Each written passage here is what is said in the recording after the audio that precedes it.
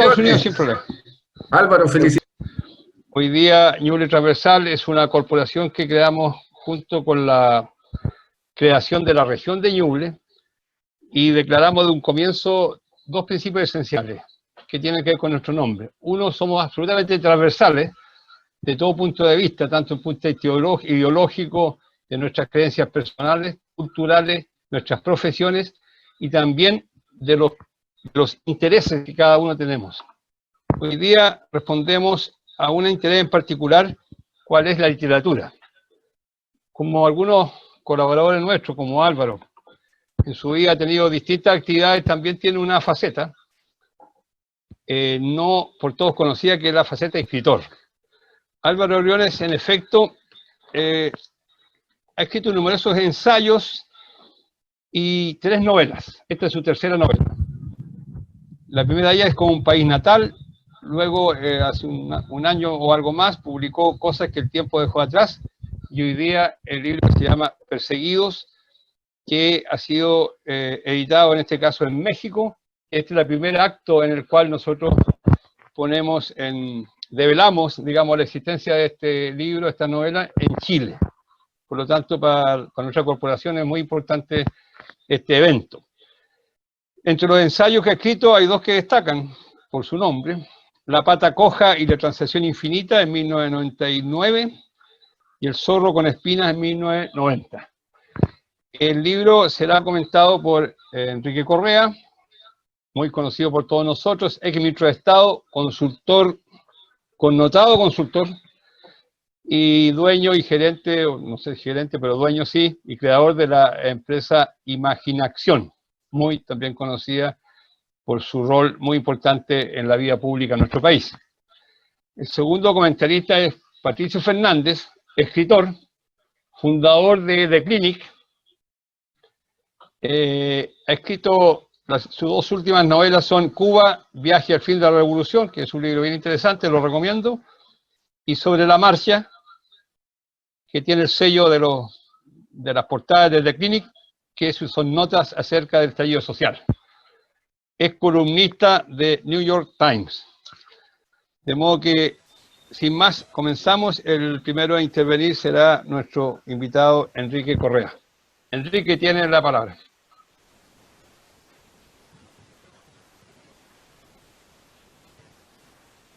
Estás muteado, Enrique, estás muteado, como dijiste. Ahora sí. ¿Me escuchan ahora? Sí. Perfecto. Digo que debo presentar una novela, confieso que no he leído las otras novelas la voy a leer ahora después de haber leído esto. He presentado, no voy a decir muchos libros, pero he presentado libros, pero primera vez que presento una novela. Con un nombre fuerte, atemorizante incluso, pero indeterminado, perseguido, porque uno puede ser perseguido por muchas cosas distintas, pero en todo caso un nombre fuerte. Escuché por Claudio el nombre de las otras novelas, esta me parece que es el título más impactante, más fuerte. Pero es indeterminado, es como el miedo, que es indeterminado. Se puede tener miedo a muchas cosas y de distintos modos. Pero además esta es una novela escrita por alguien con quien he compartido mucho en nuestra vida, mucho. Pero ahora en una dimensión desconocida para mí, que es la del novelista. Álvaro ha sido diplomático, ha sido político, ha sido funcionario internacional, fue muy importante en el equipo de José Miguel Insulza, la Secretaría General de la OEA. Álvaro es un hombre que conoce al revés y al derecho los enramados del poder, pero ahora nos brinda una novela que, tratando en parte, o más bien tocando los claroscuros del poder, tiene en el centro de su argumento personajes que, más allá de sus roles, todos ellos, representan el papel, los sentimientos de la gente común. Sus sentimientos, sus noblezas, sus mezquindades. El rencor del humillado del 73. El simplismo con que el militar se explica a sí mismo. Lo inexplicable. o que trata de explicar lo inexplicable, que es el golpe de Estado. El pragmatismo profesional del embajador y el candor y la pureza casi conmovedora. El candor y la pureza casi conmovedora del muchacho, después adulto, preso en Santiago como militante del Frente Manuel Rodríguez, autónomo, el Maduro, que se fugó con sus compañeros en enero de 1990. Y que, lo voy a repetir otra vez, sí, en mi opinión es el personaje principal de la novela. Destaca, repito, en este revolucionario del Frente Más Duro, se destaca en la novela su candor, su pureza. Álvaro relata bien, con precisión, Claudio lo conoce mucho mejor, pero Álvaro relata bien, con precisión, el ambiente de la cárcel, sus reglas, sus divisiones.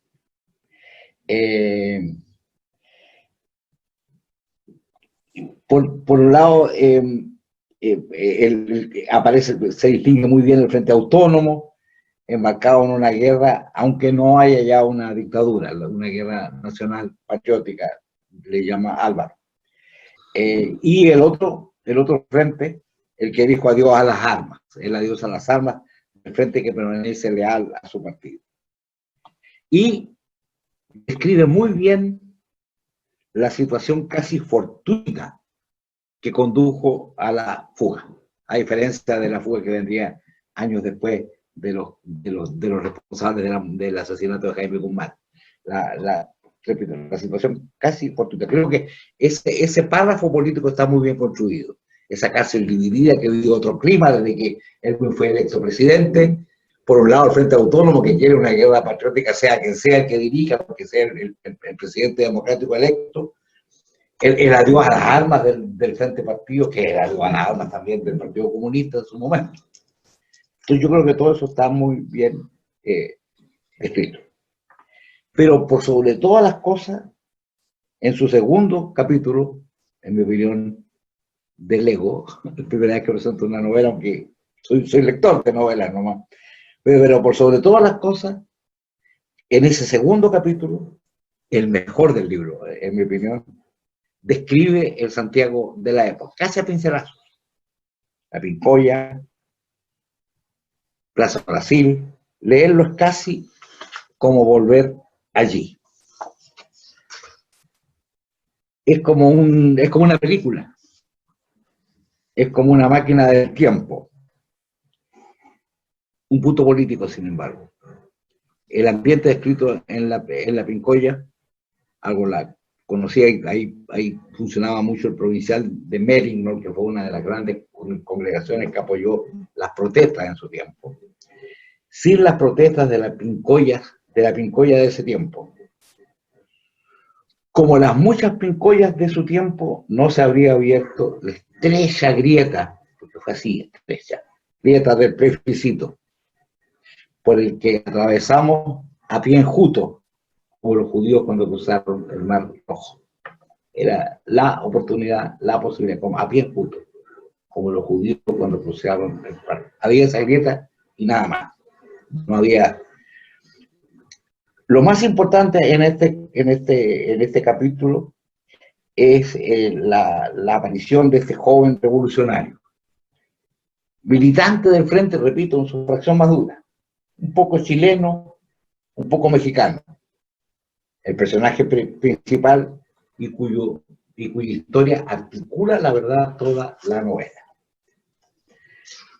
Ese es el personaje, en mi opinión, mejor creado de la novela. Entre otras cosas porque no se parece al autor. Es una creación genuina. Describe muy bien, sin exagerar, pero a simple vista, casi tocándolo, aparece, como digo, su candor, su inocencia, su convicción, también su coraje. Es probablemente, repito, el personaje mejor creado de la novela. De clase media acomodada, un poco chileno, como dije recién, otro poco mexicano, hijo de un socialista masón, idealista, generoso, candoroso. Algo de su alma. Eso lo escribe muy bien en dos líneas, Álvaro. Algo en su alma hizo clic cuando, durante la dictadura, cuando tomó la oposición más dura, pero cuando el frente del partido dijo adiós a las armas y vino la democracia, él no quiso seguir adelante con la guerra patriótica. Algo en la democracia, en ese lugar recóndito, en la cárcel, en donde estaba privado de libertad, lejos del clima que se vivía en el país, algo en su alma hizo clic y le hizo pensar que él no podía seguir luchando con las armas contra un gobierno democrático. Y lo que le produjo la otra conclusión, que fugado de la casa tenía poco destino en Chile. Él parte a México. Y quiero decir algo, él parte a México con la misma pasión en que se unió a la lucha por la democracia, en su versión más dura, repito. Con esa misma pasión y candor busca de nuevo la normalidad. Con la misma pasión con que arriesgó su vida, con que puso su vida en juego, busca apasionadamente la normalidad. Esa es la metamorfosis, esa es la anatomía de muchos y muchos héroes desconocidos de ese tiempo, que no están hoy día en los diarios, que no vociferan, que prestaron sus carnets, sus documentos, que arriesgaron su vida y que después tan apasionadamente como la arriesgaron, apasionadamente buscaron su normalidad. Así como, repito, las cárceles, la estación Mapocho, la Plaza Brasil, la calle Bandera, la Picoya, son los escenarios de un hermoso retorno a esos días, a esos paisajes. La segunda parte del libro, que la verdad es la segunda y entremezclada, ella empieza a adquirir el tono, la redacción, el clima de una historia de intrigas. De una historia de intrigas, como están en las series. Ahí ingresa Álvaro en un tipo de tema que él conoce muy bien, la anatomía del poder mexicano. La anatomía del poder mexicano. Yo siento que se convierte este libro, que parte con un joven, digo, inocente, escandaloso, revolucionario, ahora vamos a México, se parece mucho más a una trama de intrigas, es una autopsia al poder mexicano. Es una autopsia al poder mexicano, del cual, por ejemplo, Aguilar Camín es un experto, pero es una autopsia del poder mexicano, al modo de una ficción, al modo, repito, de una trama de aventuras y de intrigas. Aguilar Camín también es un maestro, digo, en dibujar y diseccionar ese poder en México. En ese ambiente, más enrarecido por las sospechas, se encuentra ese expreso político y un militar, un expreso político y un militar, casi de una edad. Él sufrió humillaciones para él terribles en su adolescencia, y el otro las infligió. Ni uno sufrió torturas terribles, ni el otro fue un verdugo horroroso. Pero en un momento decisivo, aquel de vencedores y vencidos se enfrentaron el uno al otro. Lo describe muy bien Álvaro. Eso no se olvidó. Volverán a verse, irán a conversar, incluso irán a un bar, pero el recuerdo de la ofensa de adolescente volverá una y otra vez. Una palabra final. La novela nos recuerda que la vida es fuerte. La vida es fuerte. Más fuerte que el horror. más fuerte que el espanto.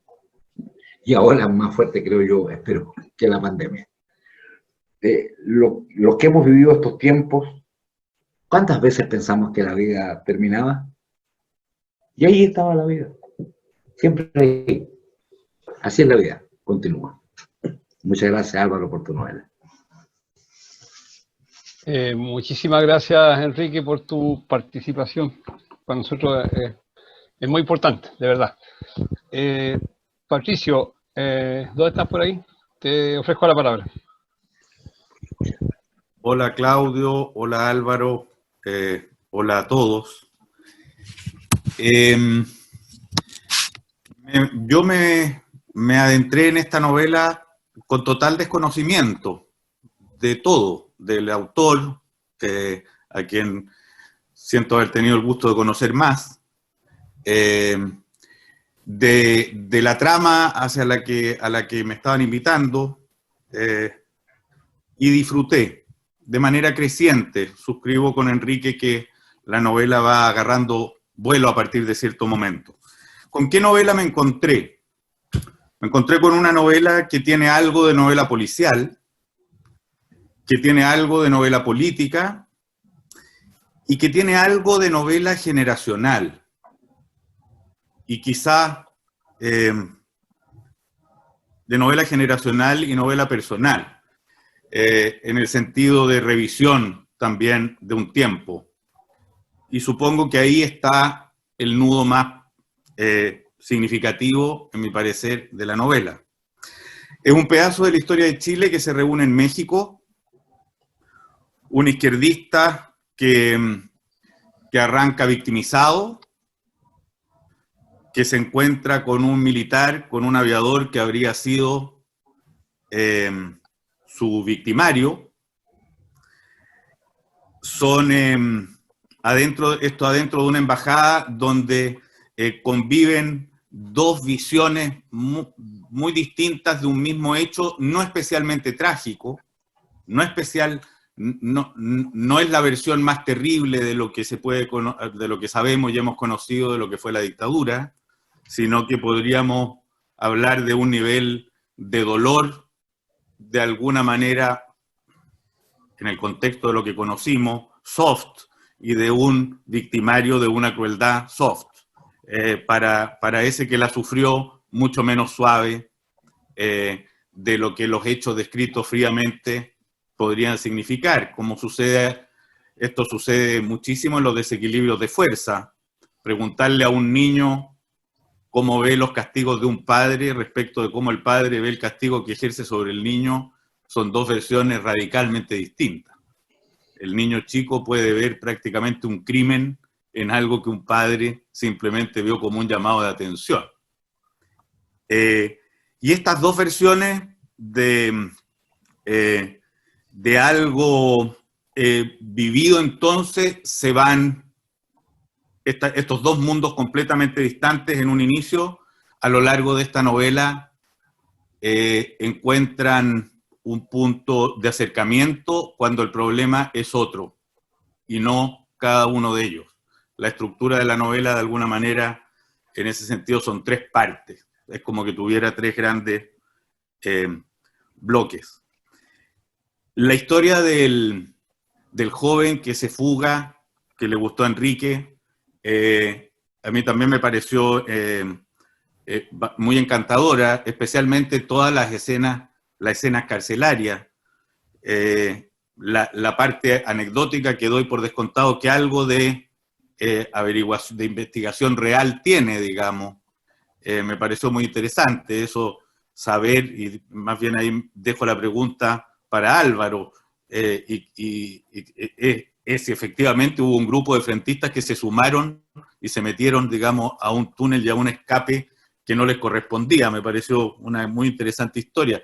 Pero ese personaje me recordó muchísimo a otro que he tenido ocasión de conversar por ahí y comentarlo con Claudio Martínez, que fue el Negro Palma Salamanca, a quien yo tuve ocasión de conocer en París y a quien entrevisté después de que no había dado nunca una entrevista pública. Y lo que me interesó de él, que es algo parecido a lo que le pasa a este personaje, a Luis, es alguien que tiene, que de alguna manera termina cargando la vida entera con lo que fue o lo que hizo a los 20 años. A mí del Negro Palma Salamanca lo que más me interesaba era que tenía mi misma edad, tiene mi misma edad. Y su vida quedó detenida para todo el mundo y juzgada hasta el infinito por lo que hizo antes de la mayoría, antes de los 21 años. Eso determinó quién él fue para el resto y para el mundo y para siempre en el mundo. Su vida quedó de alguna manera hipotecada ahí. Y en lo sucesivo no tuvo posibilidad de salvarse. Como conozco a demasiados amigos y el mundo muy cercano de gente como él, sé que todo el resto somos otros. Y creo que esa es otra de las facetas importantes de esta novela. Como cada cual puede ser varios, y no solamente lo que se fue.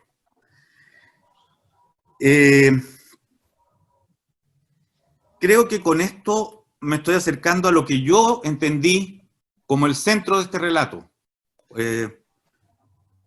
Una actitud o un esfuerzo bastante lejano de lo que son las tendencias en curso, digamos, que consiste más bien en encontrar la culpa en el otro y apuntar con el dedo y ver la paja en el ojo ajeno y no la viga en el propio. Aquí hay un esfuerzo permanente y que a ratos incluso también me vienen ganas de hacerle preguntas al autor, que no es lo mismo que al narrador, un esfuerzo permanente por entender al otro, por ver las razones del otro. La dinámica central de la novela es de algún modo al cabo del tiempo transcurrido tratar de ponerse en la cabeza del que estaba en el bando contrario. Hay un esmero importante incluso por entender la cabeza del militar y del golpista.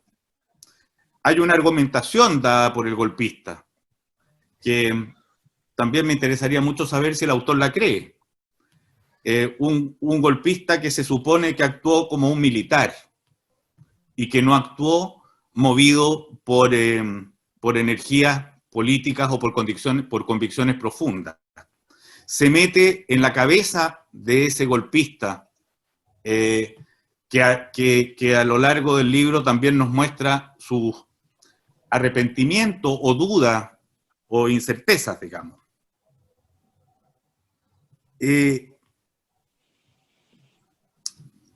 Hay, por otra parte, una revisión, y aquí también queda una pregunta para el autor, de quien parece haber cambiado de opinión, o haber por lo menos constatado muchos de los errores que cometió en las energías que lo movieron en otro tiempo.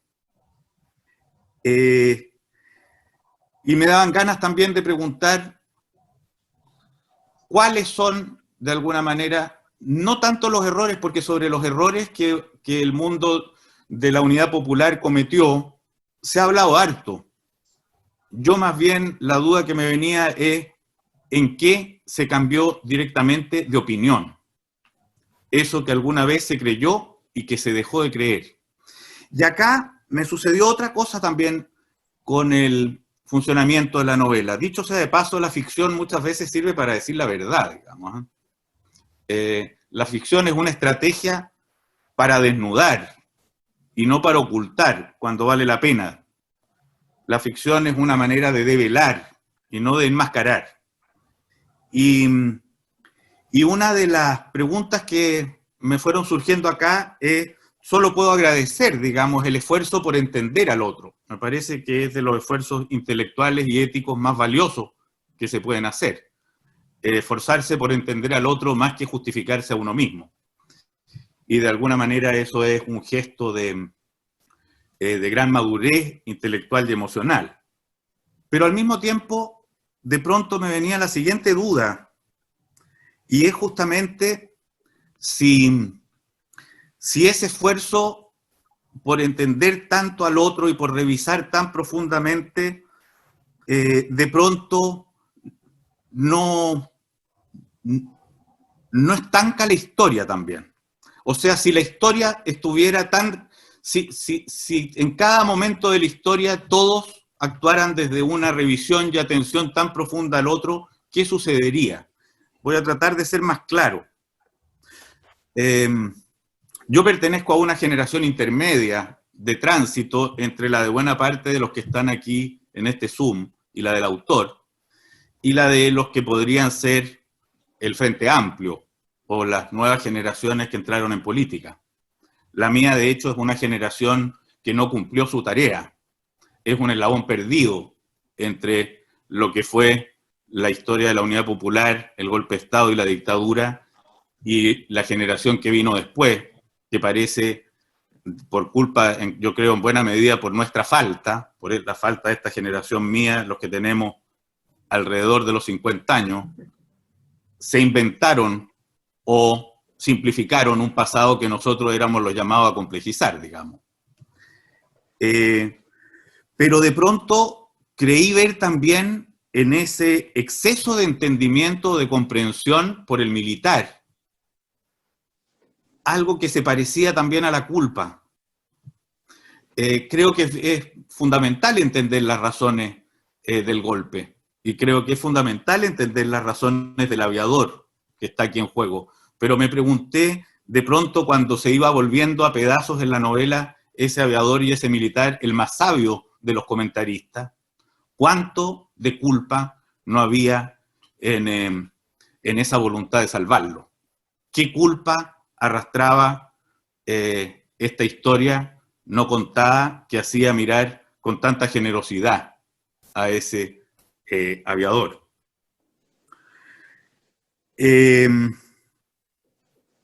Y me pregunté claro, en qué momento, digamos, vuelven a surgir las ganas de rescatar esa energía que hoy día puede ser tan cuestionada o criticada después de hacer la revisión histórica y que vuelve a incrustarse en nuestra vida política con una generación nueva que trata de volver a agilizar cambios.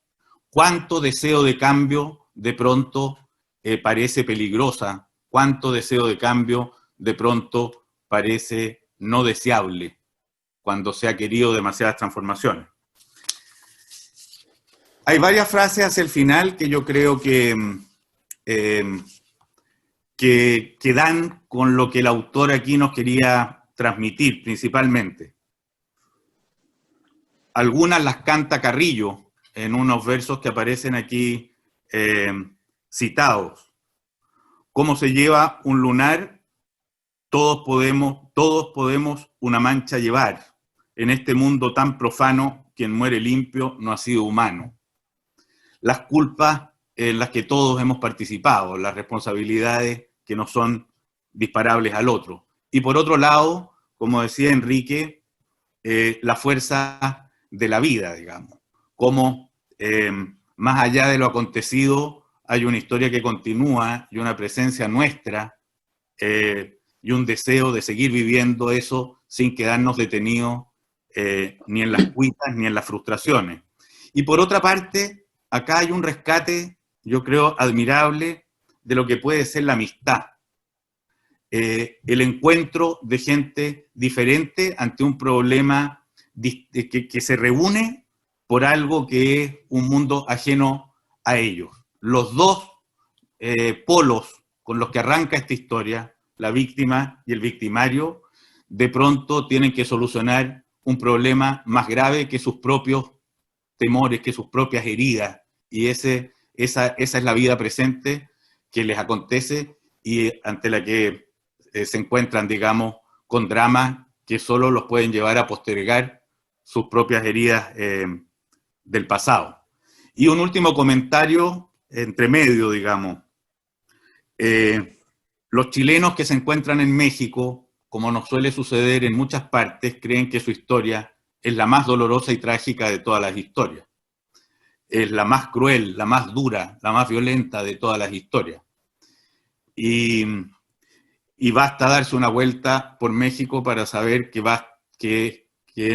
no es necesario cavar muy hondo para empezar a encontrar cráneos que vienen desde los tiempos de los aztecas y que no han dejado de acumularse hasta el día de hoy. Allá los muertos son miles de miles de miles. Solo en el periodo de Calderón fueron más de 100.000, en el último año son varios miles, olvido en este minuto la cifra. De alguna manera, estas víctimas de la historia chilena se encuentran también ante una turbiedad infinitamente mayor y ante un dolor infinitamente más extendido y permanente que el que incluso nos tocó a nosotros. Yo lo pasé muy bien leyendo esta novela. Creo que es una novela que hoy día se agradece justamente porque permite mirar con los grises de la vida, con los grises de quienes han vivido y experimentado esto, lo que han sido nuestros tiempos pasados, y no con la simplificación y las claridades con las que algunos quisieran verlo para sentirse mejores. Nos hace sentir a todos un poco peores y a todos un poco mejores, lo que me parece un gran favor a la democracia. De manera que se agradece la novela Álvaro Briones. Gracias. Muchas gracias, Patricio, por tu comentario y la profundidad además de tus apreciaciones, que le deja una buena tarea a nuestro autor, a quien le cedo la palabra. Tienes que habilitar el micrófono, Álvaro. Estás muteado, como dice Enrique.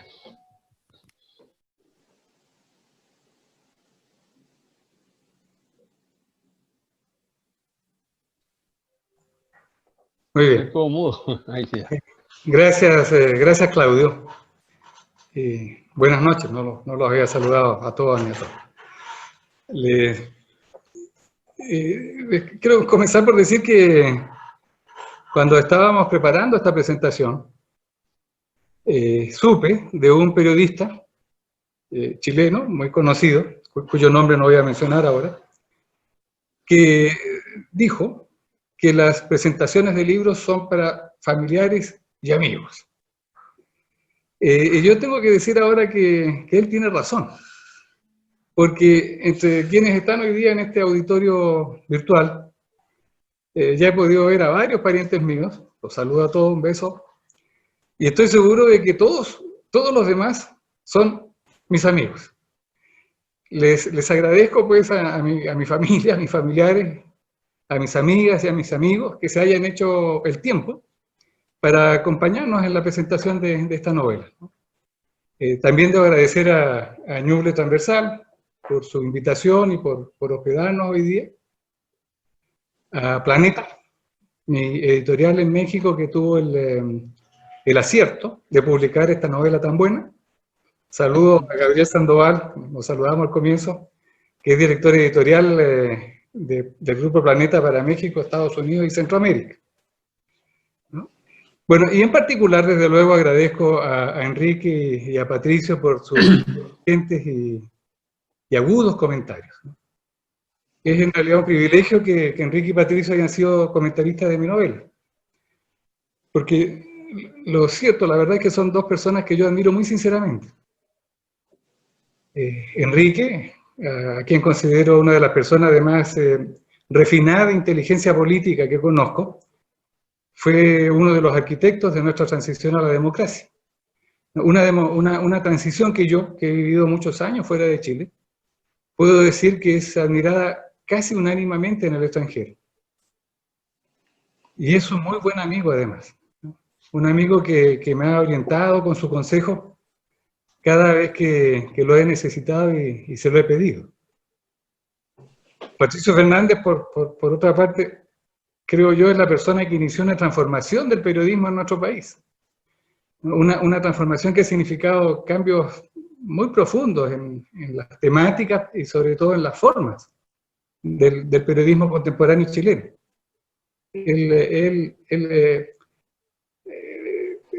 Una transformación que trajo irreverencia sin perder profundidad en el análisis periodístico. De todo eso, estoy seguro, fue precursor el The Clinic, que él creó, fundó y dirigió. Bueno, como hemos podido oír desde distintos ángulos y de distinta manera, como es natural, ambos han mencionado la relación entre mi novela y la realidad social, o los problemas, o los temas de la sociedad chilena, ¿no? A los que la novela hace referencia. Y creo que ambos también, y tengo que decir que además gente que en México ha tenido la oportunidad de comentar la novela, tanto como ellos también han mencionado la relación que existe entre la novela y la realidad social y sobre todo política mexicana. Yo agradezco mucho esos comentarios porque creo que hablan bien de mi novela. Y hablan bien porque esa debe ser la característica principal de la novela, ¿no? De cualquier novela.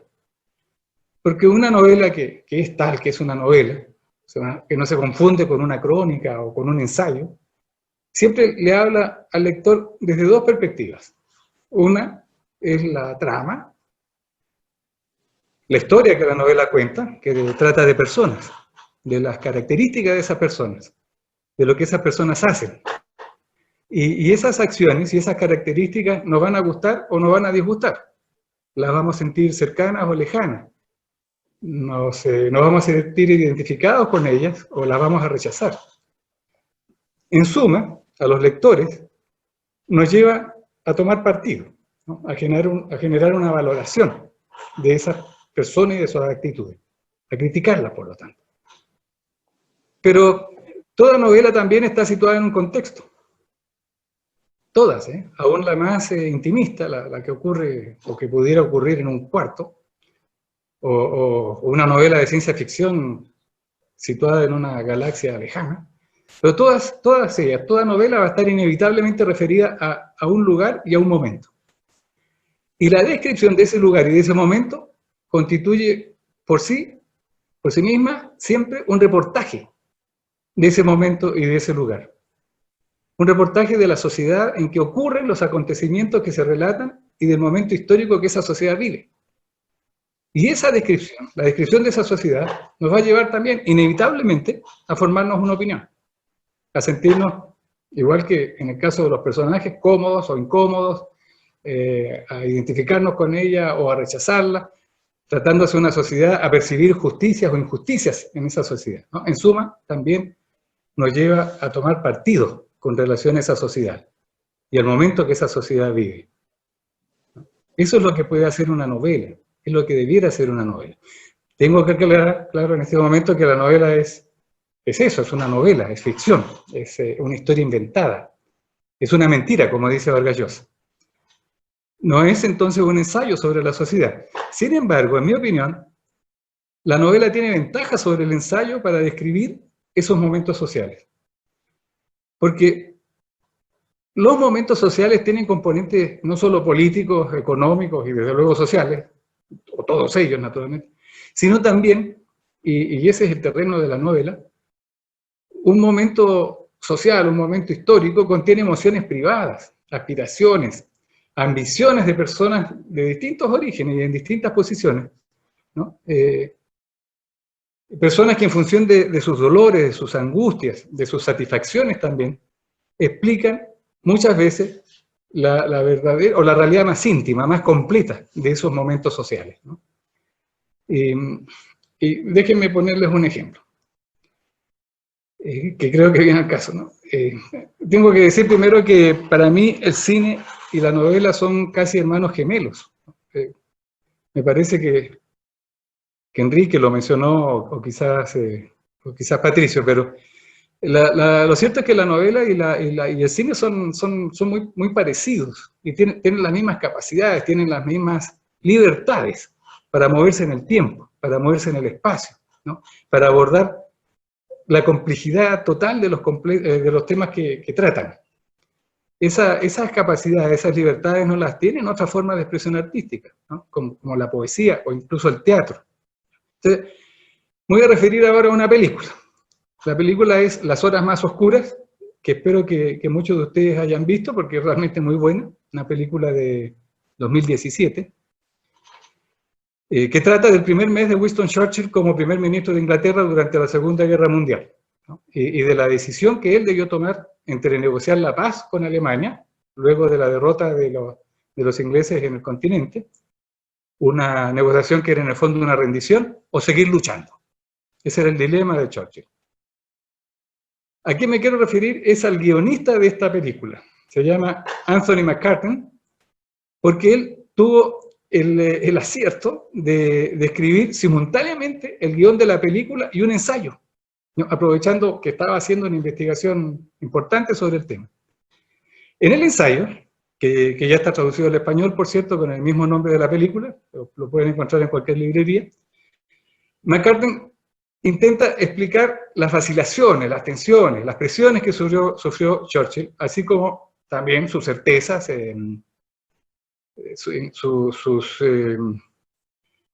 incluso sus fobias, digamos, ¿no? McCarten da su opinión, el autor, el ensayista en este caso, pero no puede meterse en la cabeza de su protagonista, de Churchill, porque si lo hiciera, si dijera lo que Churchill estaba pensando, entonces no estaría escribiendo un ensayo, sino una novela.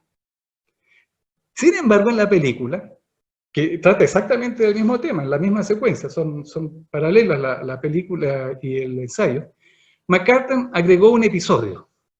Churchill, camino de Westminster, en donde va a decir su discurso con su decisión final, ese discurso que en una parte que es muy conocida dice, "We'll fight them on the beaches", ¿no? Lo digo así porque mi nieto lo va a recordar inmediatamente, ¿no? Churchill, digo, se baja del coche que lo lleva al Parlamento y se sube al metro, al subterráneo de la ciudad de Londres. Y en el metro conversa con la gente que viaja en su mismo vagón. Esa gente es la expresión del pueblo inglés, porque ahí encuentra desde obreros hasta dueñas de casa, niños y niñas también. Y esos pasajeros, o sea, el pueblo inglés, le confirman que él está en la razón, lo apoyan en su oposición. Y con ese respaldo él sale luego del metro y se dirige literalmente de manera campante hacia el Parlamento a decir uno de los discursos por lo que es famoso hoy día, ¿no? Pues bien, el episodio este del metro es totalmente inventado.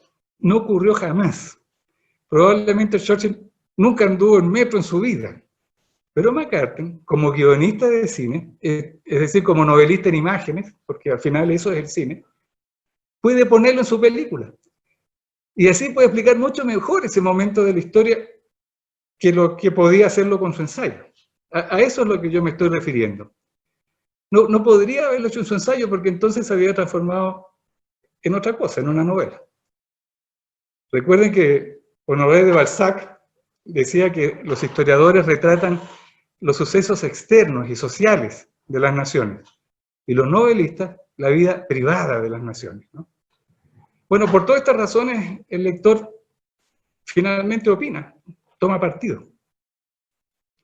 Leer una novela no es solo el momento de disfrutar una trama entretenida, de pasarlo bien leyendo, sino también el momento de reaccionar frente a esa trama, y de reaccionar también frente a su entorno. Y esa toma de partido es el último capítulo de la novela, el capítulo que escribe quien la lee, el capítulo que le oímos relatarnos hoy día a Enrique y a Patricio. Su interpretación de la novela en realidad es un capítulo adicional, ¿no? Por eso es que la lectura de una novela, de cada novela, es un acto íntimo, ¿no? Es un acto que convierte al lector o a la lectora y al autor en socios, o si ustedes quieren, en cómplices. Mis socios, o mis cómplices hoy día, mis coautores, han sido en esta oportunidad Enrique y Patricio. La pregunta que cabría hacerse es, ¿coincide esas novelas que ellos escribieron junto conmigo al desarrollar este último capítulo? ¿Coincide esa nueva novela, esas nuevas novelas, con la novela original mía? Yo en este momento no puedo decidirlo. No puedo decir si coincide o no. Creo que por lo menos una coincide bastante. Pero lo que me corresponde en realidad ahora es pensar en lo que ellos dijeron, tomé notas y pensar mucho, ¿no? Para sacar provecho de lo que ellos dijeron, para que mi literatura progrese. Lo que sí puedo hacer ahora, con ellos y con todos ustedes, es compartir el impulso, ¿no? Los motivos que me movieron a mí a escribir esta novela y las razones por las que la escribí de la manera en que la escribí. A ver si ellos, si mis comentaristas, ellos creen que coinciden con la novela que ellos reescribieron con su redacción a la lectura de lo que yo escribí. Mis motivos, y ustedes van a ver que coinciden bastante con muchos de los planteamientos de Patricio, ¿no? Mis motivos tienen origen en la constatación de que las heridas abiertas por nuestra crisis y nuestra tragedia de los años 70, del siglo pasado, o sea, de hace medio siglo atrás, siguen abiertas y siguen teniendo efectos en las vidas personales y en la vida social de los chilenos y de las chilenas. Muchos de quienes sufrieron en carne propia los peores efectos de esos momentos, prisión, tortura o exilio, muchos de ellos, digo, no han logrado reponerse. Muchos de ellos y de ellas mantienen no solo secuelas físicas, sino también psíquicas, que se transforman en sociales. Para muchos, además, los años del gobierno de Allende fueron los años más importantes de sus vidas. Durante ese corto periodo, solo 3 años, se sintieron protagonistas directos de la historia. Se sintieron dueños de su destino. Y cuando acabó, no les quedó nada. Solo quedó un vacío que no volvió a llenarse. Por eso es que muchos viven, puedo decir, sumergidos en la frustración. Consideran que sus vidas se troncharon, se alteraron definitivamente por los episodios que vivieron durante ese periodo y lo que siguió. Y esa sensación se transmite generacionalmente. Y quienes las vivieron se las transmiten no solo a sus descendientes, que comienzan a vivir esa misma frustración, sino a su entorno social. Lo convierten en un hecho social. Y muchos viven buscando lo que consideran justicia, que hay que decirlo, en muchos casos es también una búsqueda de venganza, ¿no? Contra quienes creen son los causantes de sus situaciones, de sus frustraciones actuales. Y por todo ello terminan midiendo los acontecimientos de su vida actual, la sociedad actual, la política actual, con el rasero de esa necesidad de reivindicación de su propio pasado. Bueno, todo ello ocurre porque las cicatrices no cierran. Por eso yo creo que hay que exponer esas cicatrices, ¿no? Para que aprendamos a convivir con ellas, no para eliminarlas, para hacerlas desaparecer, porque no van a desaparecer, pero podemos aprender a convivir con ellas sin que alteren nuestra convivencia social, o sin que alteren las posibilidades de crecer como personas y como país, para que nos ayuden, en definitiva, a despojarnos de esas mochilas de resentimiento y de frustración. Y para eso está la literatura y el cine. Y existe también otro fenómeno que me motivó a escribir esta novela, ¿no? La posibilidad de los seres humanos de crecer, ¿no? Quien más insistió en esto, me parece, fue Patricio, ¿no? Que la gente cambie, ¿no? Que la gente cambie debiera significar no mucho más que la gente pueda entender más cosas según pasan los años, que pueda abrir su mente a más cosas, que pueda desarrollarse, que pueda madurar, ¿no? Esa posibilidad de cambiar, la posibilidad de, en la medida que nos desarrollamos, modificar también nuestras posturas personales, ¿no? Nosotros todos podemos cambiar. Y lo más importante, lo que más fácilmente ocurre, me parece a mí, o debiera ocurrir por lo menos, debiéramos cambiar en el sentido de ponerle más condiciones, más exigencias a esas posturas originales. De no aceptar algo, de no aceptar nada como verdad, sin antes someterlo a examen. De no aceptar, de nuevo creo que Patricio lo mencionó tal cual, de no aceptar actitudes o ideas solo porque vienen de los míos, de los buenos, ¿no? De mi lado. De no aceptarlas sin antes someterlas a examen, aunque vengan de los míos. Y al revés, ¿no? criticar cualquier idea, cualquier actitud, cualquier proposición, sin someterle examen, solo porque viene del lado de los malos, ¿no? Esa posibilidad de criticarlo todo, ¿no? De exigirle a todo demostraciones de veracidad, de eficacia, yo la asocio con la inteligencia y con la democracia. Me parece que Patricio lo asociaba con la madurez. Estoy de acuerdo con él también. Esa capacidad, ¿no? Esa capacidad de ser críticos, yo creo, él lo mencionó también, también está siendo víctima de nuestras heridas del pasado. Hoy día se ve limitada y en algunos casos anulada por esas cicatrices abiertas, esas heridas, ¿no? Hoy día se llama traidor o traidora a quien plantea una duda. Hoy día se deja de escuchar a quien trata de explicar la complejidad real de cualquier problema. Ya lo dijo Patricia hace un rato, ¿no? La complejidad real de un problema en lugar de aceptar simplemente la simpleza de las explicaciones que suelen darse. Eso nos anula, nos hace menos inteligentes, menos maduros.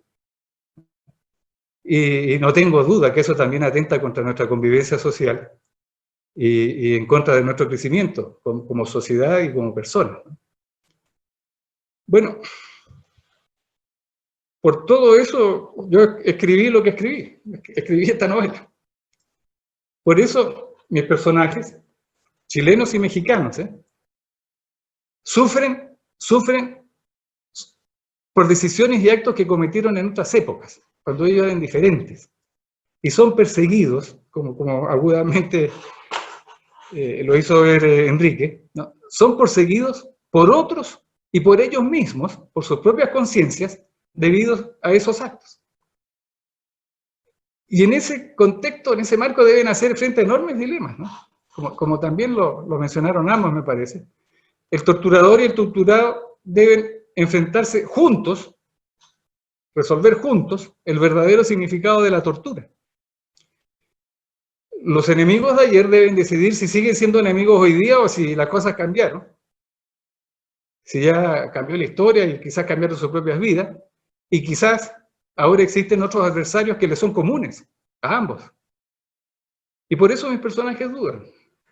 Por eso no son héroes que tengan ideas perfectamente claras y muchas veces no saben qué hacer. Y con esas vacilaciones, con esas dudas, ¿no? con sus arrepentimientos, también, claro, con algunas certezas, se enfrentan a la realidad social que es de donde provienen sus desafíos, ¿no? Se enfrentan a una realidad social que significa nuevas injusticias, nuevos abusos de poder que se originan esta vez en la sociedad mexicana, que es donde se sitúa la trama, ¿no? Bueno, al examen de esas situaciones, las vidas de mis personajes y el entorno en que ellas se desarrollan, es que sometí con todo cariño, con todo afecto a mis comentaristas de hoy día, ¿no? A Enrique y a Patricio. Y a ese mismo examen es que quiero invitarlos a todas y todos ustedes, ¿no?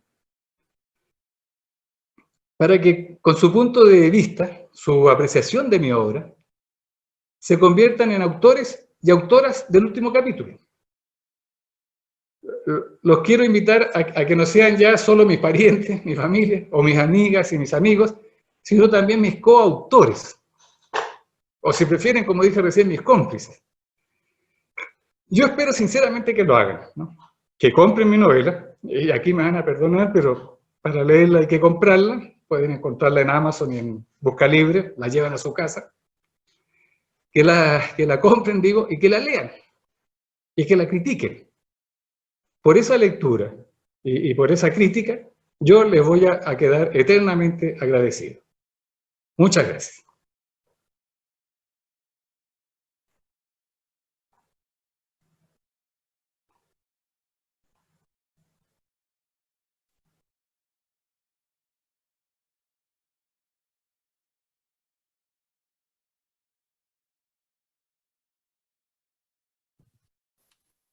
Yo me voy a despedir solo agradeciendo a Álvaro y Claudio, a Claudio por invitarme, a Álvaro por por ofertar esta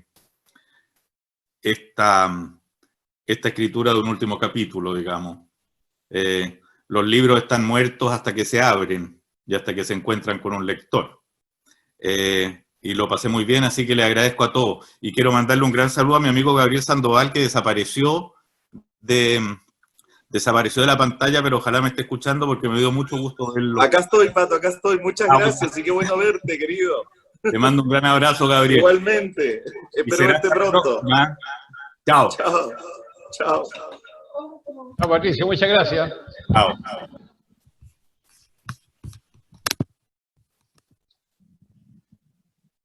Bueno, ofrece la palabra a los que quieran intervenir. Levanten la mano y activen su micrófono.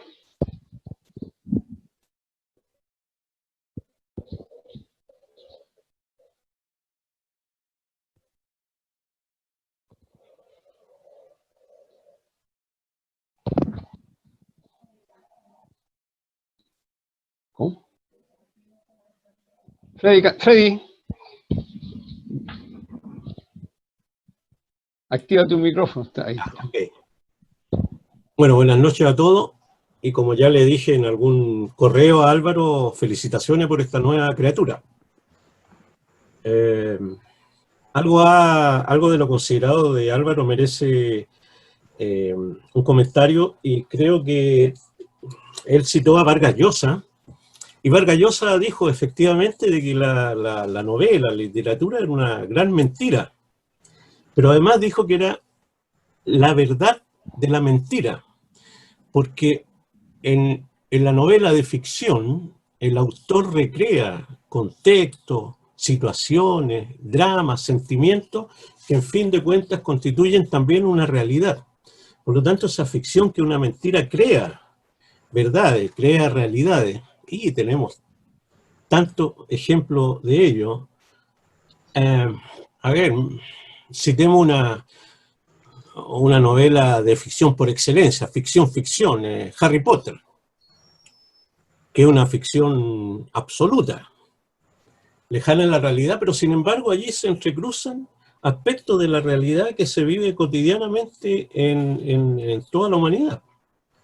Pasiones, envidia, competencia y toda la gama de sentimientos y de situaciones que gobiernan la vida humana, la interrelación entre los seres humanos. Fíjense en una novela tan mágica y tan alejada de la realidad como esa.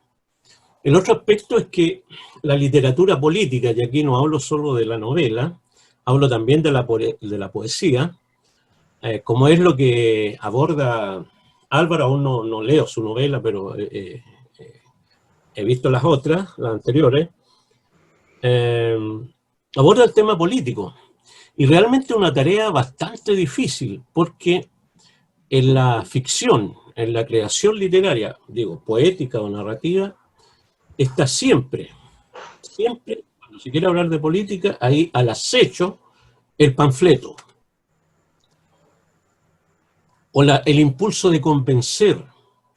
Y hemos visto literatura política lamentablemente estropeada, digamos, por esa intención proselitista del autor. En este caso, creo que Álvaro conjuga muy bien lo que es la literatura y la política sin salirse del camino de una cierta sobriedad y seriedad en el planteamiento.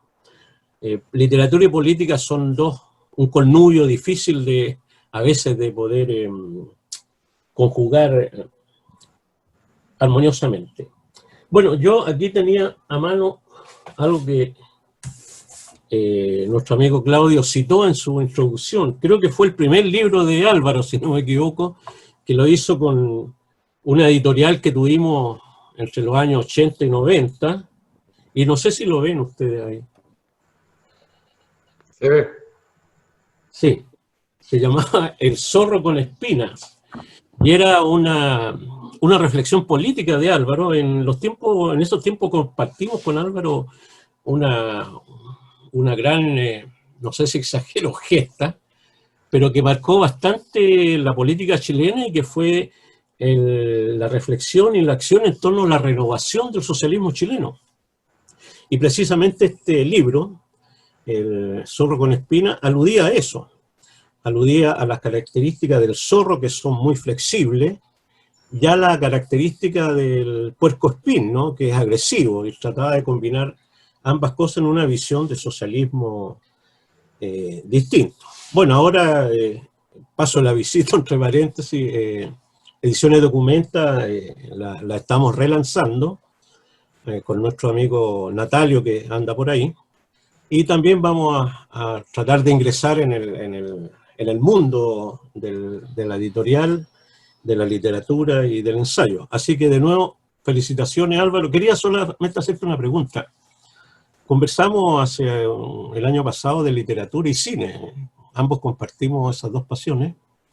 Y el trabajo del escritor, a diferencia del político que actúa en un colectivo, es solitario. El escritor produce en soledad. Y eso requiere disciplina. Y yo, una de las cosas que envidio a Álvaro es precisamente esa disciplina, porque hemos conversado personalmente, tengo 3 o 4 novelas empezadas, pero se requiere un trabajo de orfebrería y de... Entonces, quería preguntarle a muchos escritores, se lo preguntan, ¿cuál es tu método de trabajo, Álvaro? Cuando te metes a hacer este trabajo, este oficio de escritor novelista. Eso. Gracias. Puedes responder de inmediato si quieres. Sí, voy a reaccionar a lo que ha planteado Freddy, y voy a aprovechar de reaccionar también a un par de preguntas específicas que hizo Patricio. Lamentablemente se tuvo que retirar, pero quizás después se la pueda contestar a él en privado, pero pueden ustedes escucharla. Comienzo por Freddy. Yo lo que puedo decir es que la única manera de escribir es, y esto va a parecer una perogrullada, es sentarse y escribir. Aunque Hemingway escribía de pie, ¿no? Pero es ponerse a escribir, es dedicar una parte importante de tu vida, y una parte importante quiere decir una parte importante de cada uno de tus días, a escribir, ¿no? Sí, el que quiere ser escritor tiene que escribir, y tiene que borrar muchas cosas de las que escribe y tirar muchos papeles al papelero, ¿no? El único método posible es ese, en definitiva, ¿no? Yo también, como tú, Freddy, he conocido a mucha gente desde hace muchos años, pero muchos años, a jóvenes talentosísimos que no pudieron regalarnos su talento en literatura, porque se distrajeron, ¿no? No es necesario que uno ocupe todo su tiempo en eso, pero debe hacerlo siempre, todos los días, ¿no? No puede ser político, o puede ser médico, o puede ser lo que quiera, pero si quiere ser escritor, tiene que dedicarle su tiempo a escribir tal como lo dedica a la política o a cualquier otra actividad, ¿no? Es realmente lo único que puedo decir. Y con relación a lo que planteaba, a las preguntas que me hizo, algunas de las preguntas, no sé si fui capaz de capturarlas todas, pero bueno, la más sencilla es, sí, efectivamente, eso lo puede contar Claudio, porque quizás fue hasta cierto punto víctima de eso. Una fuga como la que yo describo en mi novela sí ocurrió, prácticamente exactamente igual. Fue realista. Los presos políticos que estaban en la cárcel, no en la penitenciaría, en la cárcel, en el centro de Santiago, no eran presos políticos, eran presos del Frente Manuel Rodríguez partido, que se llamaba, es decir, que estaba afiliado al Partido Comunista, que estaban presos por sus actividades delictivas, no por sus ideas, digamos. Pero ellos hicieron un túnel, un formidable, magnífico túnel, que los llevó desde una celda hasta la estación Mapocho, en el frente de la cárcel. Y ese túnel fue encontrado por los militantes del otro frente, que vivían separados en otros patios, en fin. Y alguno de ellos fue a mirar y encontró el túnel y le avisó a sus compañeros, y un buen grupo se fugó por el mismo túnel, aprovechando el trabajo anterior. Y dejaron de salir porque, según indicó la prensa, en esos mismos días, uno de ellos que iba saliendo quedó atascado en la salida del túnel porque era muy gordo, era obeso. Entonces la historia que finalmente se registró fue que hasta ahí pudieron seguir saliendo porque el gordo los bloqueó. Quién sabe si fue cierto o no la historia. En esta parte, pero el resto es absolutamente cierto, la fuga existió, ¿no? Él me pregunta a mí, ¿no? Le pregunta al autor si yo creo que la justificación que un militar, que más que la justificación, la explicación del golpe militar de 1973, que en la novela ofrece un militar, es compartida por mí, por el autor, ¿no? O si yo la creo, esa fue la expresión que él usó. ¿Tú crees en eso? Y mi respuesta es que yo creo que los militares la creen. No necesariamente tengo que compartirla, de hecho no la comparto completamente, ¿no? Pero sí creo que la mayoría de los militares la cree a pie juntillas, ¿no? La cree de verdad, la cree sinceramente. Y esa es una parte importante de la maduración, creo yo, que los seres humanos podemos tener, ¿no? O sea, de llegar a un momento en que podamos pensar que lo que el otro cree es sincero, aunque yo no lo comparta. Pero admitir que el otro cree de verdad eso, que lo hace sin segundas intenciones, sin perversidad, ¿no? Sin mala fe, sin ánimo perverso. Y ese es mi punto de vista, ¿no? Yo creo que la mayoría o buena parte de los militares creen en una explicación como la que da mi personaje. Ojalá puedan leer la novela, sigo invitándolos a leerla, porque es un punto de vista que tiene que tenerse en cuenta para entender a personas como ellos, ¿no? Como ese personaje de la novela.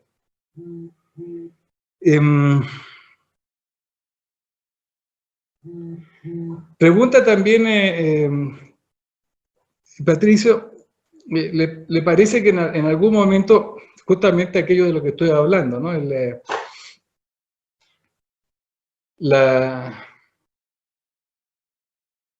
La calidad, lo entiendo como un elogio también, ¿no? La capacidad que tiene la trama de la novela, no el autor, ¿no? Sino que la trama de la novela para ir explicando los puntos de vista, ¿no? El drama interno también, el pensamiento de este personaje militar, que es un aviador, por cierto, reflejan en alguna medida algún grado de culpa, de sentimiento de culpa de quien está relatando la historia. O sea, fíjense ustedes, lo que yo entiendo que él está diciendo es que para reconocer o intentar entender el punto de vista del otro, uno debe sentirse culpable. O sea, uno debe estar anulando su propio punto de vista. Yo difiero totalmente de esa apreciación, ¿no? Manteniendo mi punto de vista, estoy obligado, si soy inteligente, y más obligado todavía en un medio social democrático, si se trata de eso, estoy obligado como individuo y como conjunto, como partido, como grupo político, a tratar de entender al otro. Y no partir de la base de que el otro es, voy a usar la palabra, no, perverso, que las cosas que hace lo hace por maldad. Y no porque tiene una opinión distinta, porque está ofreciendo algo que es diferente de lo que yo ofrezco. Quizás podríamos llegar a ofrecer algo conjuntamente, en definitiva, ¿no? Pero para eso tengo que entenderlo.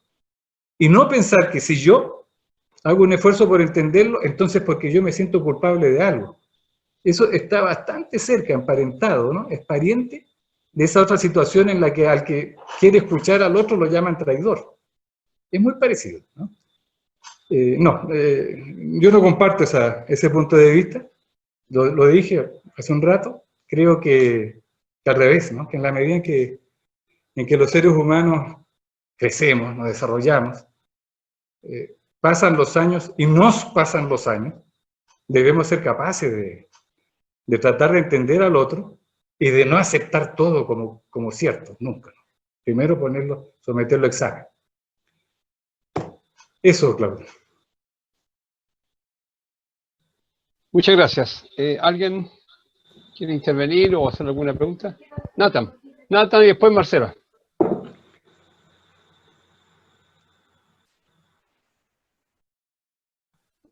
Está muteado, Nathan. Así se dice hoy día. ¿Ahora sí? Ahora sí. Ya. No, yo quería primero que nada, obviamente, agradecerle a Álvaro, que lo he conocido en forma virtual en los últimos meses, a través de un grupo en que participamos, y me llamó mucho la atención y estoy muy de acuerdo con lo que dice Álvaro sobre las heridas abiertas que dejó el golpe de Estado en Chile, y del cual me asocio también a nivel personal, porque yo era niño en la época de la Unidad Popular y estaba estudiando en el extranjero cuando fue el golpe. Y para ser honesto, me dio miedo volver a Chile. Mi padre había sido diputado comunista, había estado años antes prisionero en Pisagua, su carcelero era Augusto Pinochet, ¿no? Que incluso lo menciona en uno de sus libros, jugaban ajedrez juntos en Pisagua. Y ese miedo me hizo que me quedara en Europa y me autoexilié esencialmente. No quise volver a Chile a pesar de que no estaba en ninguna lista, no había hecho prácticamente nada. Creo que una sola vez había votado en Chile por un socialista en el colegio, ¿no? Y me adherí al Partido Socialista, una de las tantas tendencias que había en esa época en Europa. Y no volví a Chile hasta que la dictadura nos dio el plebiscito en 1988. Y cuando llegué, el país obviamente había cambiado mucho y yo también había cambiado mucho. Ya vivía en otra parte, vivía en Estados Unidos, tenía mi pareja americana, en fin. Y siempre quedó esa herida, es decir, y yo creo que se le ha traspasado incluso algo que dijo Álvaro a mi hija. Yo tengo una hija nacida en Estados Unidos, pero que siempre escucha hablar de Chile. ¿Y por qué? Por la herida abierta, no cabe duda de eso, ¿cierto? Y curiosamente, después de la primera visita, que fue en enero de 1989, vine varias veces, y los últimos años un poco más, empecé a hacer inversiones en Chile, abrí una oficina, y el 8 de marzo, que fue la última vez que entré a Chile, me pilló la pandemia. Y acá estoy. Y sigo acá porque cerraron la frontera, porque ya no había vuelos de American Airlines o Delta hacia Estados Unidos. Y curiosamente esto ha sido un reencuentro para mí con Chile. Y mencionó Freddy, me mencionó, incluso me dediqué a la actividad editorial ahora, junto con Freddy. Pero es muy importante eso que dice Álvaro. Estas son heridas abiertas que no han sanado y van a seguir probablemente por un par de generaciones. Y lo que también dice, hay que convivir con ella. Ha habido otras grandes desgracias en el mundo, el Holocausto, por ejemplo. Mi señora en Estados Unidos, la madre estuvo en Auschwitz, y también son heridas abiertas que incluso pasan de generación en generación, ¿no? Fíjense, en Estados Unidos la guerra civil sigue vigente. La gente trata de derribar estatuas de héroes de la guerra civil americana de 1860 y tanto, ¿no?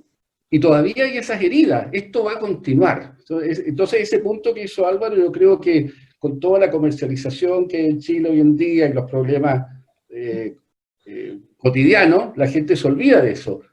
Pero va a durar mucho tiempo. Yo no creo que nosotros, los sesentones o los setentones, veamos el fin de las heridas abiertas de Chile, desgraciadamente.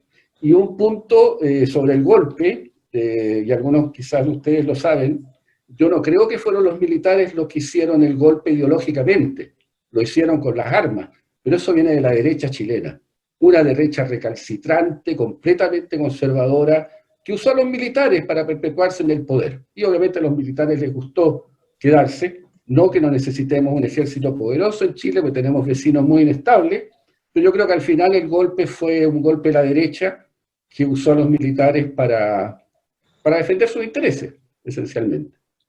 Eso, gracias. Gracias, Nata. Marcela. Álvaro. Listo.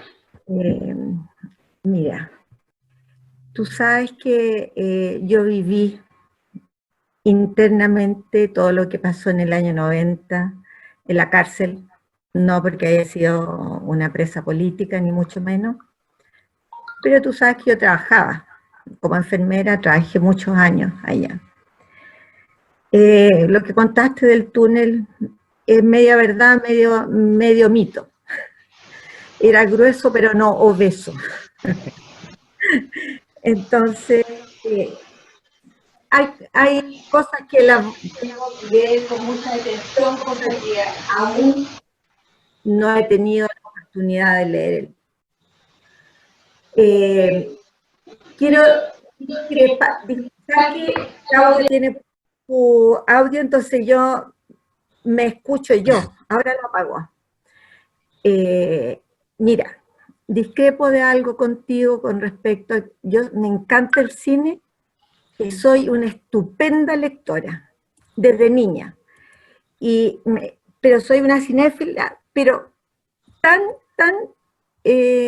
fanática como por la lectura, desde siempre. Me encanta la lectura histórica, me encanta todo tipo, y siempre a mí me gusta analizar los personajes, me gusta analizar el tiempo en que se viven las cosas, los entornos, los paisajes, los ambientes, hasta los olores me los imagino. O sea, si estoy leyendo algo que me imagino cómo debería ser en esa época las cosas. Discrepo en ti de que el cine sea similar al libro, porque el libro yo en mi mente, yo me creo el ambiente que tú estás describiendo. Y es algo íntimo que tengo yo con el autor del libro. Yo soy capaz de que si tú estás contando algo, yo me lo imagino a la manera mía. He leído varias cosas tuyas, y de repente capaz que no tenga nada que ver con ese hombre que tú describiste al que yo me estoy imaginando. Pero yo me puedo dar ese gusto de yo describir ese entorno que tú estás relatando. Yo le pongo colores, le pongo olores, le pongo espacios, le pongo hasta... si es un espacio rico, pobre, bien arreglado, no. Entonces para mí esa es la riqueza de la lectura, que yo puedo agregarle lo que yo quiero, en ese momento lo que yo quiero y lo que mi mente me dice. Y como te digo, yo me embullo, para mí yo me sumerjo en la lectura de tal manera que en ese espacio está el autor del libro, y estoy yo, y no entra nadie más. Entonces, en cambio, en el cine, a mí me lo están dando todo hecho. Me están diciendo que el jovencito es así, que es así, que lo demás. Entonces, es muy fácil, no me permite crear lo que yo estoy creando en ese momento.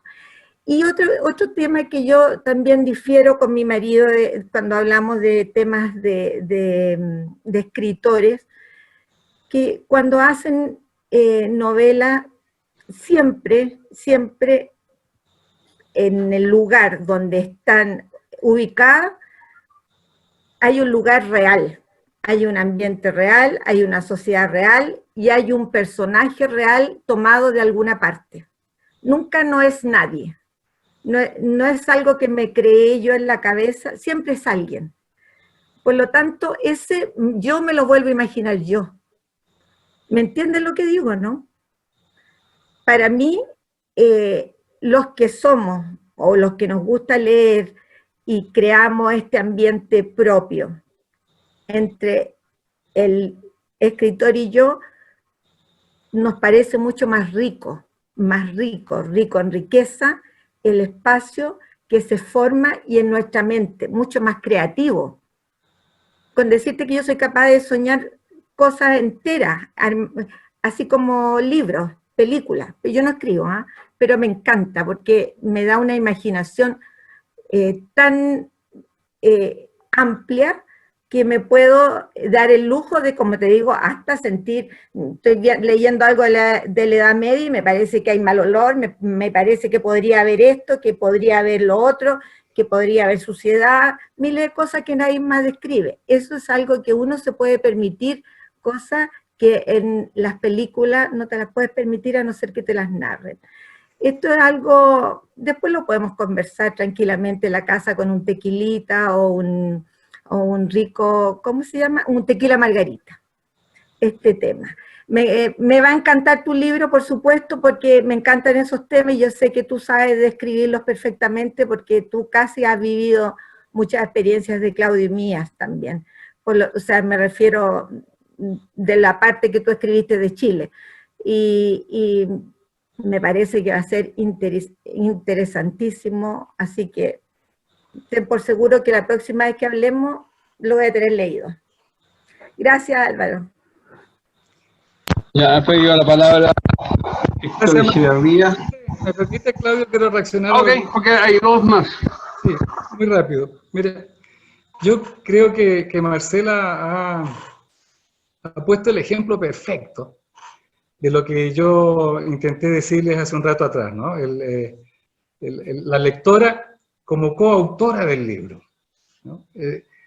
Al interpretarlo, al ponerle las caras y los aspectos que ella quiere a los personajes, está reescribiendo la novela. ¿No? Siempre, como dije, la lectora o el lector escribe en el último capítulo, terminan de escribir y es una novela diferente, ¿no? Cada vez que una novela sale a la circulación, va a tener tantos autores como lectores tenga. Esa es la riqueza, tal como lo planteaba Marcela, de la novela. Por eso la novela no va a morir nunca, ¿no? Porque le permite al lector vivir vidas ajenas, crearlas, recrearlas, ¿no? Y con relación al cine, Marcela, quizás podríamos decir, y es lo último que voy a decir, ¿no? Que el cine es igual a una novela más un lector o una lectora, ¿no? Que es la que pone las imágenes finalmente. Porque esa es la diferencia entre el cine y la novela, la imagen.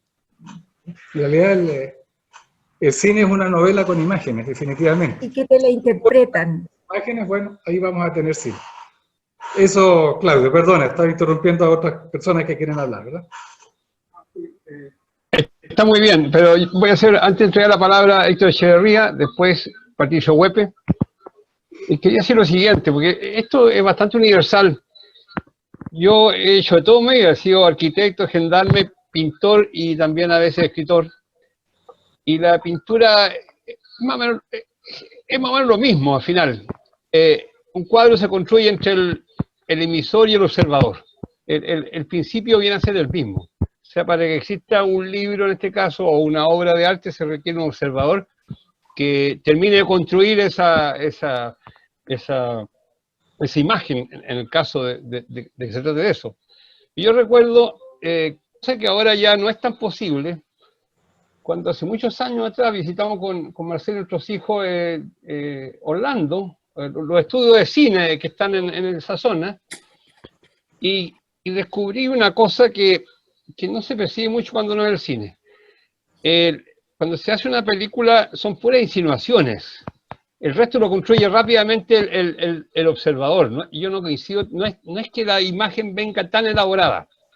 La música, el sonido, de repente la luz va insinuando situaciones y cuando uno ve cómo se hace una película, la verdad es que buena parte de la película está dentro de la cabeza de uno. No es tan así que hay una especie de intérprete que interpreta como quien pinta un cuadro, los colores, por ejemplo. De modo que yo en ese sentido coincido bastante contigo, que la literatura se parece mucho al cine. Lo que pasa es que las imágenes son tan potentes que de pronto uno no ve esa cosa media subliminal que se construye dentro de la propia conciencia de cada uno. Es una observación, o sea, un comentario. Héctor Echeverría y después Patricio Huepe. Oye, muchas gracias. Bueno, reiterar las felicitaciones al autor. Me tocó leerlo el fin de semana en Acapulco. Y, muy apasionado, lo pude leer. Y recoge sin duda lo que Marcela Serrano, Bolaño, Gonzalo Rojas plasman a México en sus libros y a esta hermandad que existe entre Chile y México. Pero sin duda que lo que me gusta, y que lo dijo directamente Enrique Correa, es aquel reconocimiento a aquellos ausentes. Cuando retornó la democracia, esos que fueron activistas desaparecieron. Desapareció la Pincoya, desaparecieron las poblaciones, desaparecieron las barricadas, los grupos de las ollas comunes, desaparecieron un montón de gente que se hizo invisible, porque había que construir un país distinto, porque había que avanzar, y desafortunadamente no tuvimos la posibilidad de articular a esa gente que estuviera. El haber hecho desaparecer la Dirección de Organizaciones Sociales, después del gobierno del presidente Elwin, fue un gran error. Eso nos lleva hoy día a tener a gente con muy baja posibilidad de tener acceso a la educación cívica, y por lo tanto creo que ese reconocimiento que tú haces, Álvaro, en este libro, plasma de alguna manera el esfuerzo que ellos hicieron por tener lo que hoy tenemos. O sea, de ahí nacieron muchas de las cosas que hoy día podemos reconocer. También está esta posibilidad de cambiar. Nosotros somos, por esencia, en Chile muy críticos, y aquel que se pasa a la vereda de enfrente casi es sentencia de muerte. Y tú, el haber reconocido a aquella persona que es capaz de decir, yo llego hasta aquí y camino un paso hacia allá, sin desconocer lo que he hecho, pero tengo la posibilidad de cambiar y de hacer una vida distinta. Creo que en Chile eso no se ha superado. Si hoy día en nuestra familia decimos que durante 20 años, 17 años criticamos la dictadura y que hoy día podemos coincidir con algunas políticas de gobierno distintas, hoy ya somos enemigos. Creo que es una herida abierta, fuerte, y que los chilenos en algún momento tenemos que atrevernos a pasar. Y creo que ese reconocimiento que tú haces de la posibilidad de cambiar es muy fuerte. Y también es coincidente con el reconocimiento de aquellos jóvenes de 17, 18, 19 y 20 años, que sin saber nada del mundo, que solo se adoctrinaron en una célula, que recibían instrucciones en la esquina de su casa, sin conocer más allá, ¿cierto?, tienen la posibilidad de emigrar y decir, hay un mundo más. Desafortunadamente, no hicimos lo correcto para llevarlos e insertarlos en la sociedad, y muchos de ellos vivieron en la marginación, muchos de ellos fueron perseguidos, y muchos de ellos terminaron muy mal. Y sin duda, finalmente decir que el concepto de traidor, creo que hoy día hay que revisarlo. No se es traidor por cambiar lo que uno siente o lo que uno piensa. Se es traidor en otras circunstancias que quizás revisten un mayor análisis. Cada uno, en su esencia como persona, tiene libertad absoluta de comportarse de una u otra manera.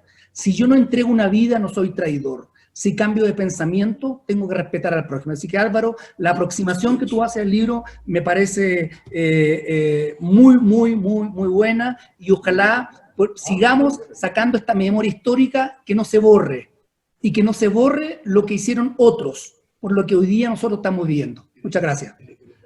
Gracias a ti. Gracias, muchas gracias. Le vamos a entregar la palabra a nuestro vicepresidente, Patricio Huepe, y después Álvaro, para que cerremos esta interesantísima reunión. Patricio. Gracias, presidente. En su representación asistí a la charla de Marcial Pedrero, que también es miembro de la corporación, acerca del libertador Bernardo Higgins, charla que por eso llegué un poquito más tarde. Álvaro, yo te conocía como economista y no como escritor, así que felicitaciones, y ahí dije, me apunté para comprarlo. Todavía no has dicho el precio, así que ya veremos. Es un detalle sin importancia. Una rebaja. Oye, estás pidiendo rebaja, Huepe. Ya. Cuando te escuchaba, lo relacionaba con una charla que escuché esta semana de Claudio Homan y un sobrino, Cristian Huepe, sobre la verdad después de la posverdad. Uno es un ingeniero civil, el otro es un físico, que han estudiado todo este tema de las redes sociales y cómo se van formando grupos cerrados, sobre todo Twitter o Facebook no tanto, es más bien en los WhatsApp, grupos cerrados que ya no conversan. Y cuando alguien discrepa de ese grupo, se sale.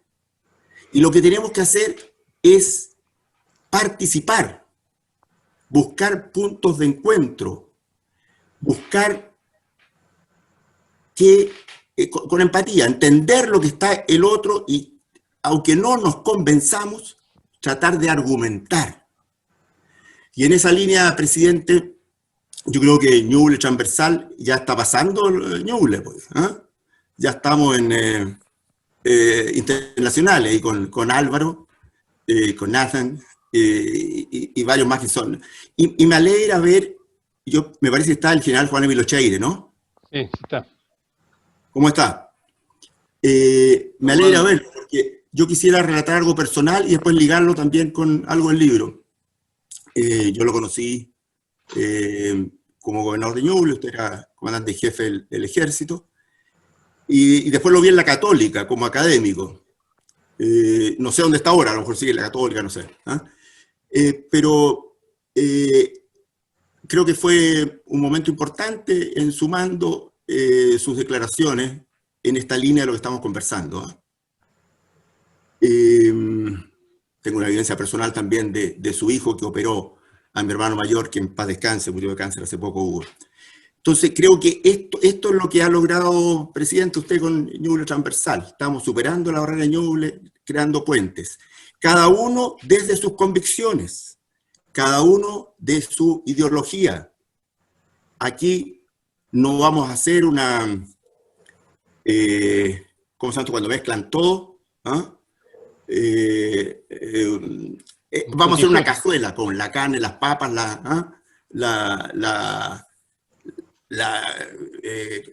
¿qué más le ponen ahí a la cazuela? Carne, papa, y no una mezcla de todo, que sería... ¿Qué nombre lleva eso, Marcela? ¿Tú que sabes de cocina ahí? A ver. Bueno, ¿qué quiero decir? Cada uno... Yo el cocinero, por si acaso. Tú eres el cocinero, ya. Sí. Oye, esto sería un puré de verduras y carne, no sé qué sería un... charquicán. Hay que hacer, oye, hay que hacer una cazuela, pero no un charquicán. Las papas, que sean papas, la carne que sea papa, el zapallo que sea zapallo, y no una mezcla de todo. Pero todos tenemos que construir esta cazuela que es una convivencia en un país que queremos. ¿Cuál es tu próxima obra, Álvaro? ¿Qué estás pensando? Esa era mi pregunta. Está escrita con este ciudadano. ¿También? ¿Tú eres de coautor ahí? ¿Sí? A ver, bueno, pero que conteste Álvaro, esa era mi pregunta, por favor. ¿Qué estás pensando en este trabajo diario de literatura? Déjeme decirle primero que efectivamente esta señal es internacional, ¿no? Porque no solamente hay, alcancé a ver ahí unas 5 o 6 personas que lo están mirando desde México, desde luego Gabriel Sandoval, los compañeros de la embajada, sino también desde Estados Unidos, desde Washington hay por lo menos 2 personas que están conectados, no sé si todavía están, pues ya ha ido bajando, pero estuvieron siguiendo con atención toda la reunión, ¿no? Así que yo los felicito a ustedes también por eso.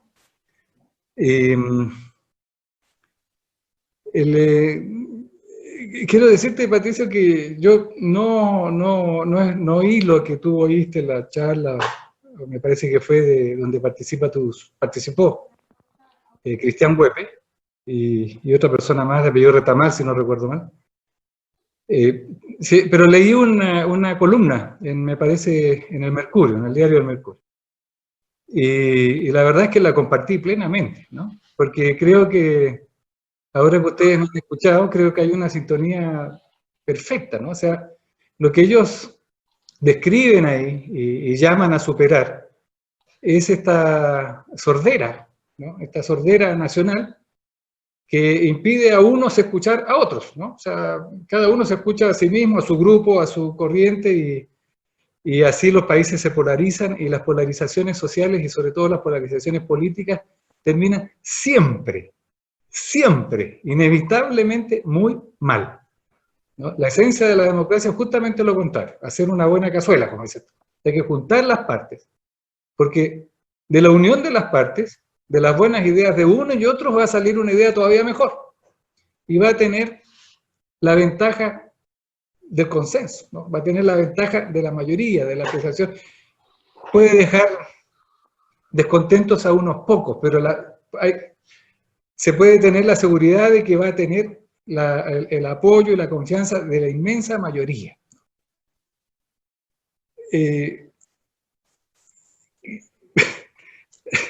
cierta oportunidad tú me pediste que te contara la novela y yo te dije las novelas no se cuentan, por las razones que explicaba ahora, porque es un acto muy íntimo, Patricio, ¿no? Insisto, Marcela hace un rato nos dio el mejor ejemplo, ¿no? Cada lector lee una novela diferente. Fíjense ustedes, mis dos comentaristas de hoy día, los dos personas muy inteligentes y muy agudas, sobre todo, con mucha vida, con mucho mundo, nos dieron unas explicaciones que diferían entre ellas. Las dos a mí me parecieron, lo agradezco mucho, porque me quedó la impresión de que les había gustado la novela, se habían entretenido y habían sacado conclusiones de ella, pero no necesariamente las mismas conclusiones, ¿no? Entonces, cuesta hablar de una novela que no está escrita, ¿no? Hay muchos temas. Yo creo que yo he incursionado, tengo otras obras escritas que más bien se refieren a una vida imaginada de personajes reales, ¿no?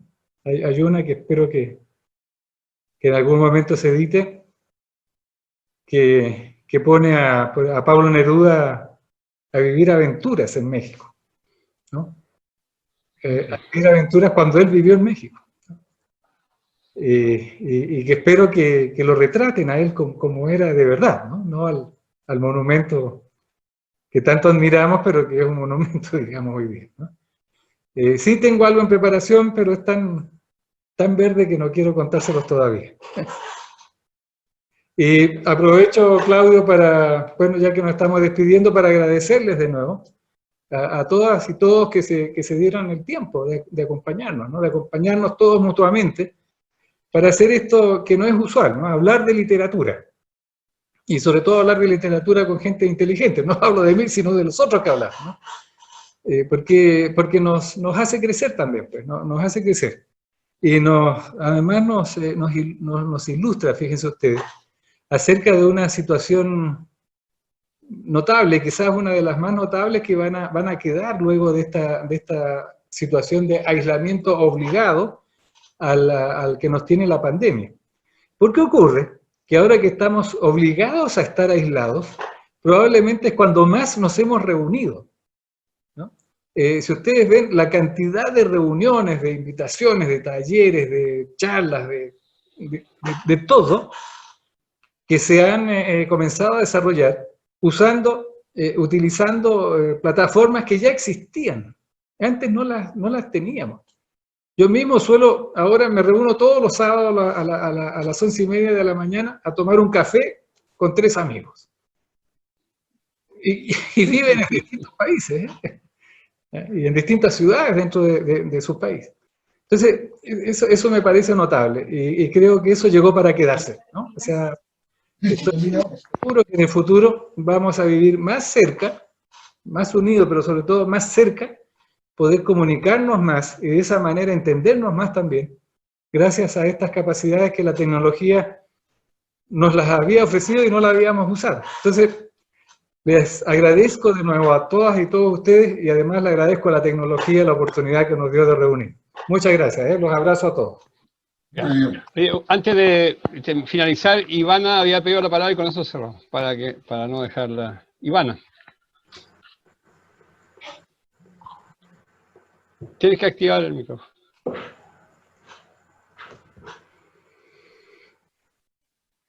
Hola, ahora sí. Hola Álvaro, ¿cómo estás? Hola. Para mí, bueno, voy a empezar diciendo que es una alegría verte, inmensa. Yo, la verdad que yo no soy muy culta, ni tengo grande, así, la literatura mía es bien básica, pero yo la verdad, quería ver a mi hermano. Y no podía dejar de decirlo. Gracias, hermanita. Un beso. Y a todo esto sí, pues bien internacional estamos, porque yo estoy en Arica, y ustedes están todos repartidos en el resto, digamos, de América. Lo que yo quiero decir, me parece súper interesante todo lo que alcancé a escuchar, y quiero hablar sobre todo algo que yo creo que tú, Álvaro, nunca has sabido, que nosotros que nos quedamos en Chile, después que tú partiste, pasamos muchas penas por ti, sufrimos mucho por ti. Yo era muy chica y no entendía nada, pero yo veía a mi papá sufrir, y sufrir por ti, por tu bienestar, por sufrir por tus hijas, y ver que estabas tan lejos y no tenerte cerca. Y esas heridas, sinceramente, que calaron tan fuerte dentro de mí, que yo creo que hasta el día de hoy no las logro sanar. Porque, bueno, nosotros nos quedamos y nos afectó, digamos, del otro lado de la moneda todo lo que pasó. Yo creo que lo que mis papás me inculcaron fue el sentido de justicia. Y ese sentido de justicia yo veía que no se cumplía. Y yo lo veo ahora con mis hijas, que uno le inculcó lo mismo, el sentido de justicia, y ellas también, entre comillas, tienen un poco de problema porque ven que todo es tan injusto. Nosotros vemos como acá se juntan a protestar, y la verdad que más allá de que llenen todo de humo y contaminen con los neumáticos, yo los admiro, porque son cabros que ni siquiera habían nacido para la época del golpe o más o menos ese tiempo. Entonces, yo sinceramente creo que en las heridas van a pasar muchas generaciones para que estén sanas, muy sanas, o sea, es muy difícil. Y lo que escuchaba también ahí, que decía que hubo una época en que como que no hubieron personas, no sé, porque hubieran salido de diputados, senadores, o que fueran así más intelectuales políticamente. Yo creo que fue por el tema que estábamos tan reprimidos en nuestro hablar y en nuestro sentir, que no fuimos capaces tampoco de expresar públicamente, por ese miedo, lo que se sentía o lo que opinábamos. Y quizás ahora recién, después de todos estos años ya que estamos en democracia, y de este estallido social, y de estas nuevas generaciones, es que se está volviendo o se está sintiendo, digamos, juntando el corazón con la mente para poder expresar lo que uno siente. Y yo creo que eso es súper valedero. Y bueno, ahora pasando a otro punto, esta pandemia realmente nos ha juntado, y a mí me encanta haber tenido esta sesión con gente tan culta. Yo no escribo nada. Un tiempo me gustó mucho escribir, pero yo creo que quedó ahí, murió, no sé, algo pasó. Pero es bonito escuchar cómo comentan y con tanta sabiduría. Los felicito a todos, realmente me sorprendió todo esto. Y como vuelvo a decir, hermano querido, yo te quiero mucho, mucho, mucho, y te lo tengo que decir, y tenía que hablar ahora. Y eso, y a mi sobrino que anda por ahí, que si yo, que lo vi delante también, los quiero mucho, y me alegro que te veas tan bien y tan joven, y tan regio. Tú sabes, pues los genes no mienten. Y eso, mucho cariño, y me alegro. Gracias. Y los felicito por toda esta exposición. Un beso. Gracias, Ivana. Muy. Nos alegramos haber contribuido a ponerte un poco más cerca a tu hermano. Mira, sí. Guillermo ha pedido la palabra y se la vamos a dar muy corto, Guillermo, por favor, con eso terminamos, porque no hay más preguntas. ¿Alguna opinión? Ok. Coartándome la libertad. Oye, Claudio, Álvaro, muy preciso, me parece interesante y quizá impensado en algún minuto determinado de mi vida haber estado en una reunión con un ex comandante en jefe del ejército, que si no hubiéramos estado en democracia hubiera sido impensado. Ninguno de los comentarios que ustedes hubieran hecho aquí lo hubieran hecho con él presente, se los doy firmado. Yo soy hijo de la dictadura, en el año 73 tenía 10 años, viví el proceso dictatorial en toda mi enseñanza, todo lo que hoy día ocurre y ha ocurrido en el proceso del 73 hasta el año 90, fuimos nosotros los jóvenes de aquella época en que participamos y empezamos a luchar por poder tener de nuevo un gobierno democrático. Y una de las cuestiones que me movía en luchar por la democracia era que quería que mis hijos vivieran en democracia. Creo que Chile está enfermo, creo que Chile nuevamente se está polarizando, y ¿saben lo que me llama mucho la atención, Claudio y la directiva?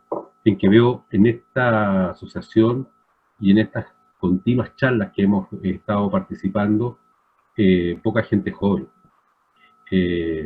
Somos gente vieja la que estamos aquí, estoy hablando de gente superior 50 hacia arriba, y poca gente joven. Yo creo que debiéramos hacer una campaña como propuesta de al menos cada uno traer a un miembro más joven a esta conversación.